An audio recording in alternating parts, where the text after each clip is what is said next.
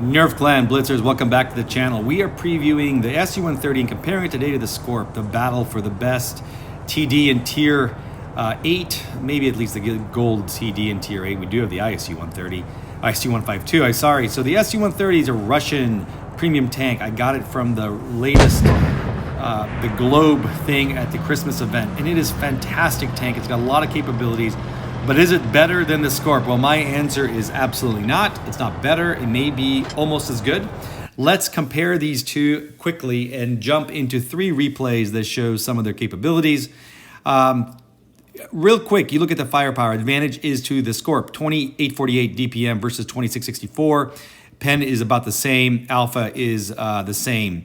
And so the advantage is there, slightly different in shell velocity for the Skorp, a little bit of advantage there. On the Pramo side of things, the DPM remains in the Skorps, but you do have better pen with the SU-130 in the HE.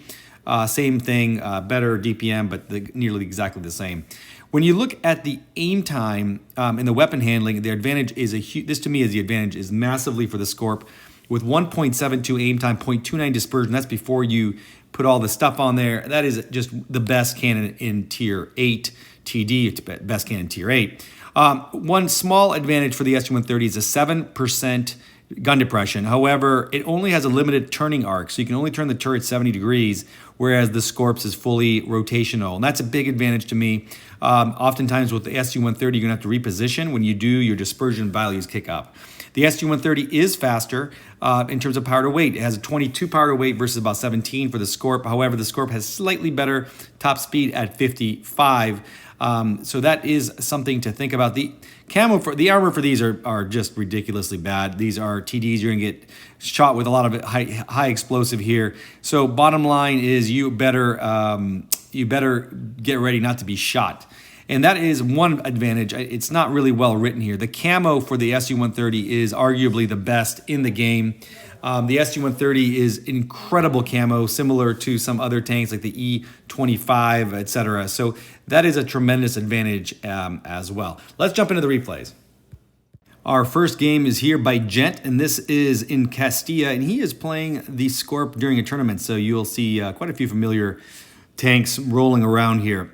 Gent is the next two games are by Seguji or Altazori. He is going to demonstrate the 130. So our first game is Skorp, then we go to 130.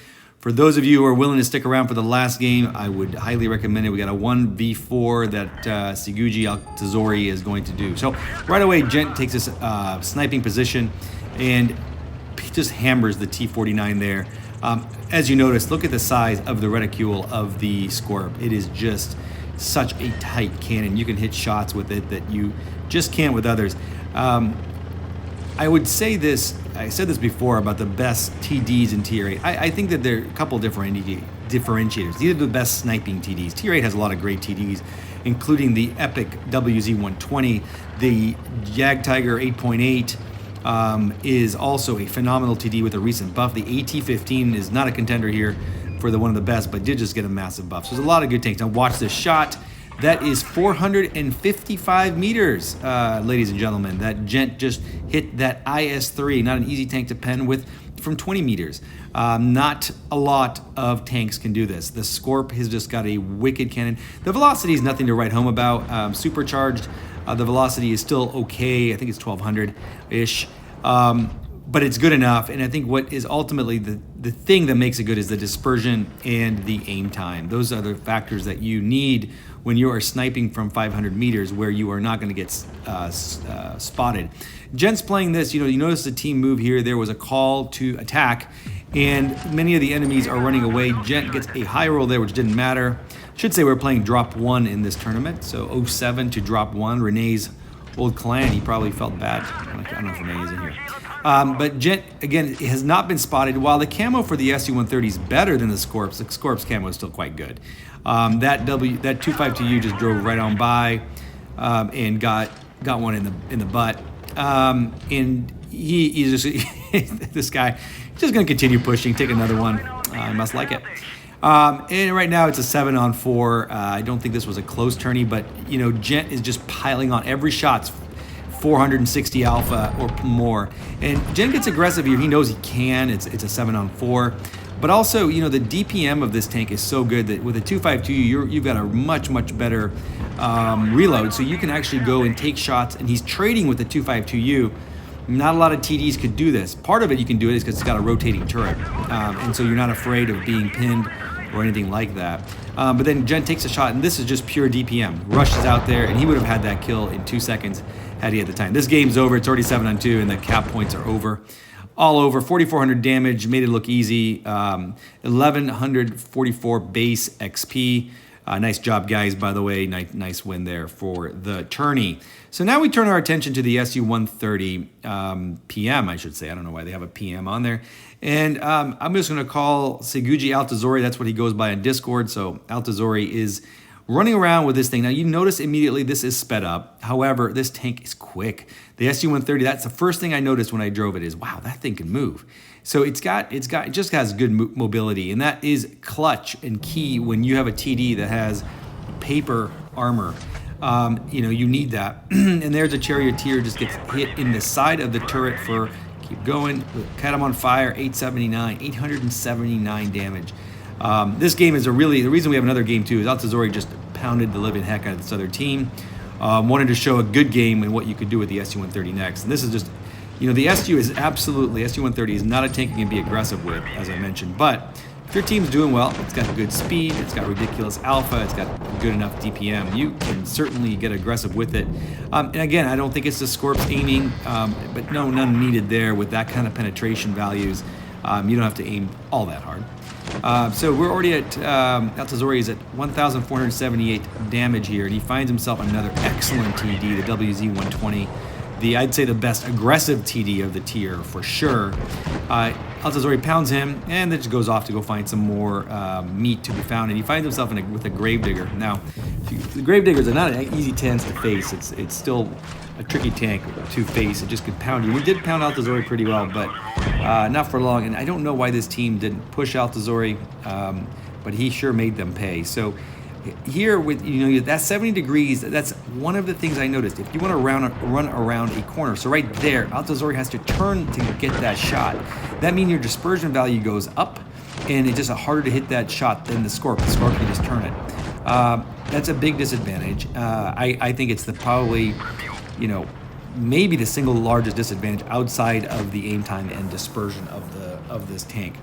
And then, you know, if you're in this town in Middleburg like this, you know, your camo doesn't matter. You're going to be proximity spotted anyway. So this is just a, you know, this is when I think this tank is definitely weaker. Now there is one advantage, and here, watch this shot. Clears the Panzer 58 putts, and he is looking for blood in this Gravedigger. He's not going to get it, but it was 4,376 damage. 3 kills by Altazori, made a pile of coin, which he loves to collect. Altazori likes to collect coin, apparently as much as I like to collect gold. 1296 base, this is a master ace tanker. Well done, Altazori. The next game is in Naval Frontier. And in Naval Frontier, this tank is actually in its element. Lots of cover, lots of sniper spots. You are just a great position to do all kinds of carnage. Nice move there. I think that was a KV-4 idiot. Now, okay, there is one more advantage. I will say Grieve, who never watches a video. Oh, nice shot there into the E25. Eat that flea.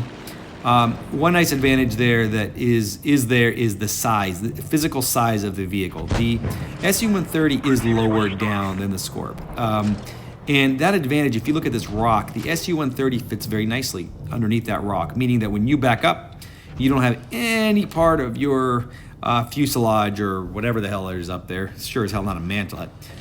Any part of that showing. Now, the reason that's important is a lot of TDs, you know, players like to hide these tanks as they should to get shots. And when you do that, you need to be fully covered. If any part of you is exposed, especially with high explosive, you are going to get wrecked. That smasher up there could easily get 1,000 roll into the SU-130 with shooting HE, which is all a smasher should generally shoot other than heat. And so you just do not want to have any part exposed. That advantage is there. I would say that's also a disadvantage because it's harder to shoot over rocks. The Skorp's a tall tank. There's a lot of little areas that you can shoot over and only have smaller parts of your overall protection shown, which will help just because people will miss you. So things are not going too terribly well here for Altazori. His teammates are dying. They do have an A cap and capping B. Capping B here, I don't know, Naval Frontier B caps. I probably won like one of 3 battles when somebody caps B. Won today, so who knows. But there is a Annihilator, and once again, Altazori captures them on fire. I mean, this tank does cause a lot of damage and fire, especially on tier 7s, as you can imagine. Altazori gets a 42, a big roll, but unfortunately can't clear the Annihilator. And this is when Altazori uses his brain. It's 2 against 4, and this game's over. I'm speeding this up because it's kind of a long run, but not a lot of TDs, other maybe the 121, the WZ-120 could do this. Altazori realizes he's got to run if he has any chance. They do have an A and B cap. He thought about facing a tank there, but you do not want to face a smasher. You have 1,160 odd hit points, and you're going to be gone in about 20 seconds if you face a smasher. So you got to have distance between yourself and other tanks, especially in a one-on-one situation. So what Altazori does is he uses the speed to separate the team. He finds himself in IS-3 that's low health and gets a terrific shot into him. A little bit of RNGs there because, as you saw, he had to turn. The tank had to turn to get the shot because of the 70 degrees. Dispersion values were quite high, but he managed it. And then Altazori is looking for the next shot. There's a T-49 that hits him for 263. So that means he shot HE and probably hit the gun or some variant of the gun. Anyway, we're in a 1-on-3. The enemies have capped both B and C, but Altazori has a good lead on them, 770 right now versus 520. So he can get a kill. He should be able to win this roughly numerically. I am certain that our Peruvian friend Altazori did the math in his head and already knew that. He is a smart dude. So with that, Altazori takes a little bit of cover, jumps into the bush. Again, terrific camo for this tank. He should be clear. Camo reset should have happened. And right away, he sees that smasher. He's just dying to get him. He whiffs a shot there. But the most important part of this is he's got cover from the rock, and he knows where the smasher is. And that smasher is going to take a long time to climb that hill. So Altazori runs. That's what this tank can do. And he puts on the jets, spots that T-49. That T-49 is an absolute idiot. I don't know how he didn't get that to land. He only takes another hit for 250, and I'm guessing that was again an HE shot of some HE. Because of that kill, that is a lot of points, so it's now 945 versus 740, 750, 955, and he doesn't even have to really cap anything. In fact, he had such a good lead that it just doesn't matter. The only thing that the enemy team could have done here, and should have done, is just ran someone to A. When you had a 4-on-1 and you had 2 of 3 bases capped and a point decreased, you just go cap the other base. Nonetheless, Altazori, you see, was going to C just in case. So, terrific comeback, 1 versus 4. You got the Kolobanov, 3,000 damage, Master Class 2. Well played, really, really intelligent playing there. Listen, both tanks are great. If you can get them both, I strongly advise it. They're terrific tanks. But the best is Undisputed King, the Skorpion. Thanks for watching.